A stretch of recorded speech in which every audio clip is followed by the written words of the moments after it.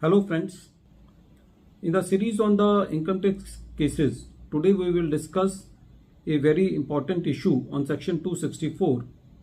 As all we know that section 264 is the revision of the orders which are prejudicial to the interest of the assessee. Generally it has been seen that the assessee do not opt for section 264 revision because once the application or the revision application is rejected under section 264, then that rejection order is not appealable and the assessee has to file the writ petition against that.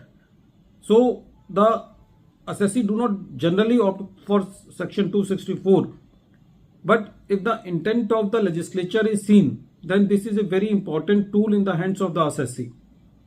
And it has also been seen that whenever the revision applications are being filed by the assessee, they are rejected just for one or the other reason which is not justified in any sense to reject the revision application. Similarly, in the present case, the issue before the Honorable Bombay High Court was that whether the revision of an order under section 143 subsection 1 can be rejected only on the ground that the order passed by DCIT CPC does not come under the PCIT or he is not a subordinate officer to PCIT. So whether on this basis the revision application of the assessee can be rejected.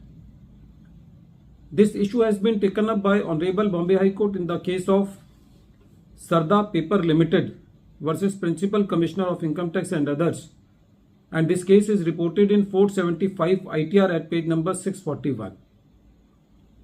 The date of the judgment is 27th March 2024. The present case relates to the assessment year 16-17. In the present case, the intimation under section 143 subsection 1 was sent to the assessee. By not allowing the set-off of the unabsorbed business loss against long-term capital gains. When this order was passed, the assessee filed a rectification application under section 154 which was rejected in a summary manner without appreciating the facts of the case.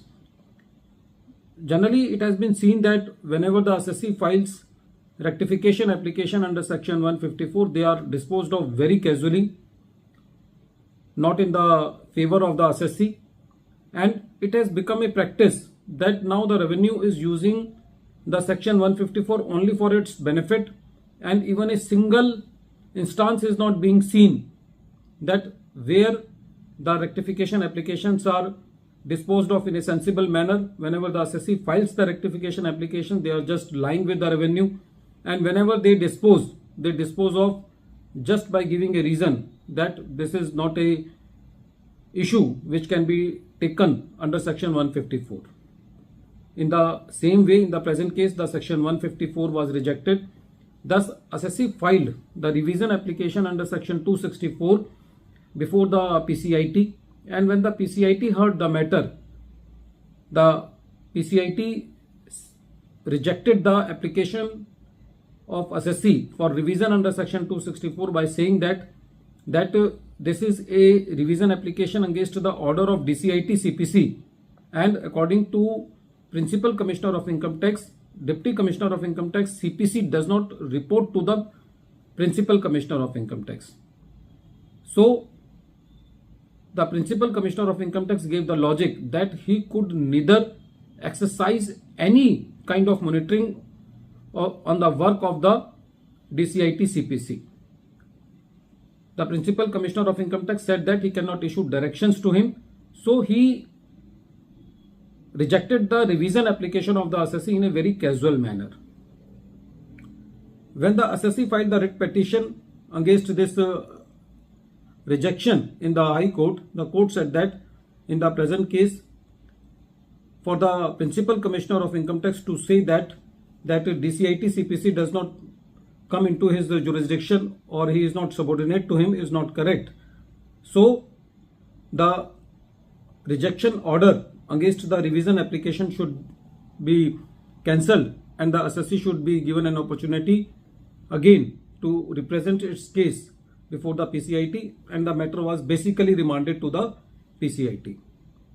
Friends, this is a classic case that how the tax administration in the income tax department is responsible for the paying of the assessee.